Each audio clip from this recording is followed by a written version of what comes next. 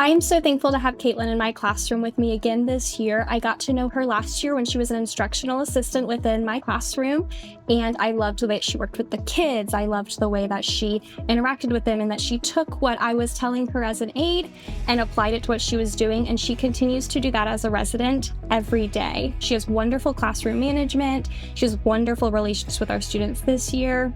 I've been very lucky. Yeah, I think we kind of had an advantage because we were together last year, and we requested to be together because we do work really well together. She was Teacher of the Year 2 years ago, so I'm learning from the best. She's taught me so much about how to work with the kids, and this year I'm really excited to go behind the scenes a little more.